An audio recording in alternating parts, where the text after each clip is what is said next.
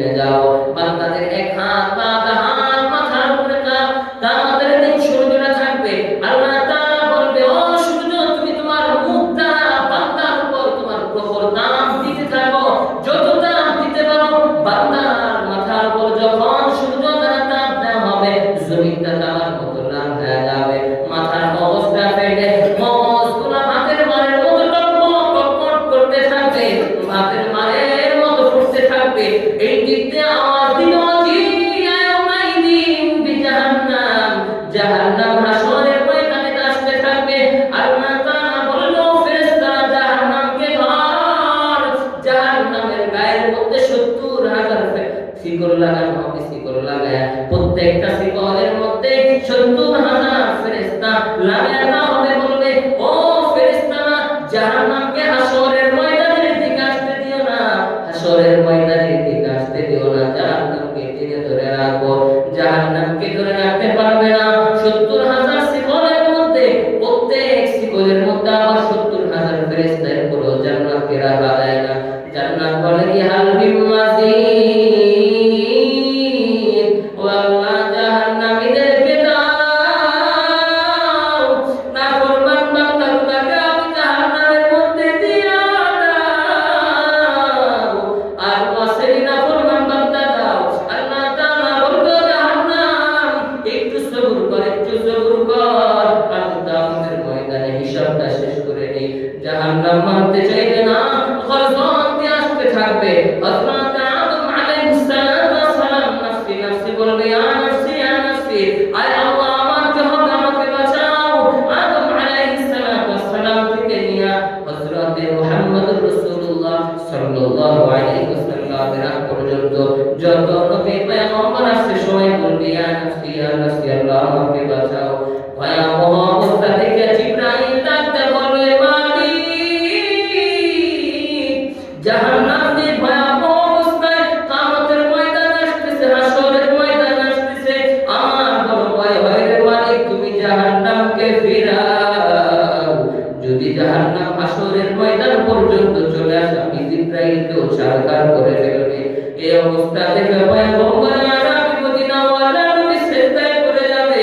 আল্লাহ তাআলার কুদরতি পায়ের মধ্যে সিজদা দিবে। যখন সমস্ত নবীরা বলবে, ইয়া নফসি ইয়া নফসি, আল্লাহ আমার কি হবে, আমার কি হবে, দরুদি নবী পয়গম্বর আরবি বলবে, ইয়া উম্মতি ইয়া উম্মতি, ও আল্লাহ আমার উম্মতের কি হবে, আমার উম্মতকে বাঁচাও। জাহান্নামের যে অবস্থা, যদি জাহান্নামটা হাসরের ময়দান পর্যন্ত চলে আসে আমার উম্মতকে রাখবে না। আল্লাহ তাআলা বলবে, নবী আপনি ঘাবড়াবেন না, মাথা উঠান, মাথা উঠান, সাজদায় থেকে মাথা উঠান। আল্লাহ নবী বলবে, না না না, জাহান্নাম যাওয়ার পর্যন্ত আমি আমার মাথা উঠাতে পারবো না। আল্লাহ তাআলা তার কুদরতি হাত দিয়া ওই দিকে যেন কয়েক ফোঁটা পানি জাহান্নামের দিকে নিক্ষেপ করবে। যে জাহান্নামকে ৭০,০০০ শিকল লাগাইয়া প্রতি শিকলের সাথে ৭০,০০০ ফেরেশতা টানিয়াও রাখতে পারে নাই, সেই জাহান্নামের গায়ের মধ্যে আল্লাহ তাআলা কয়েক ফোঁটা পানি দেওয়ার সাথে সাথে জাহান্নাম পিছনের দিকে হটতে থাকবে, পিছনের দিকে দৌড়াইতে থাকবে। ফেরেশতারা অবাক হয়ে আল্লাহ তাআলার কাছে জিজ্ঞেস করবে, ও মালিক, যে জাহান্নামকে আমরা হাজার হাজার ফেরেশতা মিলেও টেনে রাখতে পারলাম না, টেনে রাখা সম্ভব হইল না, হাসরের ময়দানে যাইতে থাকলো, ও আল্লাহ তুমি এমন কি পানি দিলা, এই পানির কারণে জাহান্নাম এখন নিজেই পিছনের দিকে দৌড়ায়। ও আল্লাহ এটাকে হাউজে কাউসারের পানি রে মালিক। আল্লাহ তাআলা বলবে, না না না, এটা হাউজে কাউসারের পানি না। আমার ফেরেশতারা বলবে, ও আল্লাহ এটা কি জমজমের পানি নাকি এটা আবে হায়াতের পানি? আল্লাহ তাআলা বলবে, না না না বান্দা, এটা জমজমের পানি না, এটা আবে হায়াতের পানিও না। ও বান্দা, আমার বান্দারা যখন কোন দ্বীনি মজলিসে বসছে, আমার বান্দারা যখন জিকিরের মজলিসে বসে গেছে, আমি আল্লাহ তাআলার কবরের আযাবের কথা স্মরণ করে, আমি আল্লাহ তাআলার কিয়ামতের আযাবের কথা স্মরণ করে, যখন বান্দা দুই ফোঁটা চোখের পানি ফালায় দিচ্ছে, নাকের ডগায় চলে আসছে, আমি আল্লাহ তাআলা ওই পানিটা সংরক্ষণ করে রাখছি।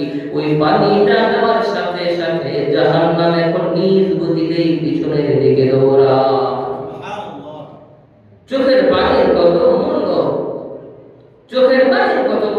এই জন্যই তো পয়গম্বর আলাইহিস সালাতু ওয়াস সালাম এবং তার সাহাবা ইকরামের ব্যাপারে আল্লাহ তাআলা বললেন রাদিয়াল্লাহু আনহু ওয়া রাদু আন, ও পয়গম্বর আলাহি আপনি আপনার সাহাবীদেরকে জানায় দেন আমি তাদের উপর রাজি হয়ে গেছি, তারাও আমাদের উপর রাজি।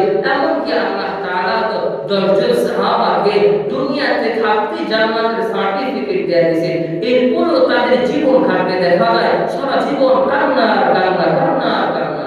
হযরত আবু বকর রাদিয়াল্লাহু তাআলা আনহু তেমন ছিলেন, মাঝে মাঝে তিনি জঙ্গলে চলে যেতেন, জ্যাকের মধ্যে নিজেকে সম্বোধন করতেন, ইয়া আবু কুহাফা, ও কুহাফার বেটা আবু বকর, যদি তুমি ওই গাছের ন্যায় হয়ে যাইতা কিয়ামতের দিন মাওলার সামনে তোমাকে দাঁড়াতে হতো না। যদি তুমি ওই লতার মতো হয়ে যাইতা, যদি দুনিয়ার মধ্যে তুমি লতা হয়ে সৃষ্টি হইতা, তাহলে আল্লাহ তাআলার কিয়ামতের দিন আল্লাহ তাআলার সামনে দাঁড়াতে হইতো না। কে ছিল আবু বকর? কেমন আবু বকর? যে আবু বকরের বেলায় আল্লাহ তাআলা আসমান থেকে জিবরাইলকে পয়গম্বরের নিকট পাঠায় বলে, ও পয়গম্বর আবু বকরকে দুনিয়া দেয়, আল্লাহ তাআলা আবু বকরকে সালাম জানাইছেন। কে ছিল আবু বকর? রাসূলুল্লাহ সাল্লাল্লাহু আলাইহি ওয়াসাল্লাম হিজরতের সাথী ছিলেন আবু বকর।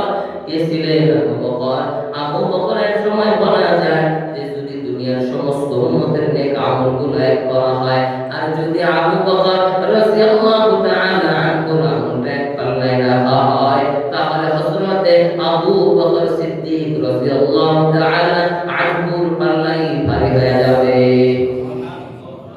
আবু বকর রাদিয়াল্লাহু তাআলা আনহু এমন সাহাবী হওয়া সত্ত্বেও তার জীবন কাটতে দেখা যায় কান্না আর কান্না, কান্না আর কান্না। কেমন কান্না করছে? আমাদের মতো স্বাভাবিক কান্না না, কান্না করতে করতে চোখের দিক দিয়ে দাগ পড়ে গেছে, এরপরে তাদের কান্না থামায় না। এত কান্না কেন করেন জিজ্ঞেস যদি করা হয়, উত্তরে বলে আল্লাহ তো মাফ করে দিয়েছে, কখন জানি আমার গুনাহের হয়ে যায়, কখন জানি আমার থেকে কসুর হয়ে যায়, কখন জানি আমার থেকে আল্লাহর নাফরমানি প্রকাশ পাওয়া যায়, আর এই জন্য আল্লাহ বেজার হয়ে আমাকে জাহান্নামে দিয়ে দেয়, এই জন্য আমি কান্না করি।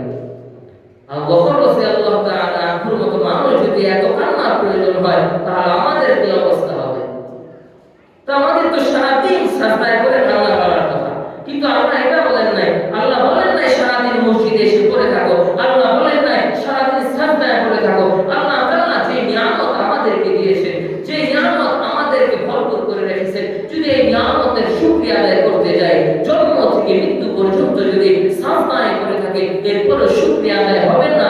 এই জন্য আল্লাহ তাআলা বলেন, না না বান্দা, আমি দুনিয়ার মধ্যে তোকে পাঠাইছি, আমি দুনিয়ার মধ্যে তোকে পাঠাইছি, এমন কিছু বিধিবিধান দিয়া আমার সারাদিন আমার সাজদায় করে থাকতে হবে না। সারাদিন আমার নামাজ পড়া দরকার নাই, সারাদিন জিকির করবা, সারাদিন তাসবিহ তাহলিল করবা, দুনিয়ার কোনো কাজ করবা না, এটা দরকার নাই।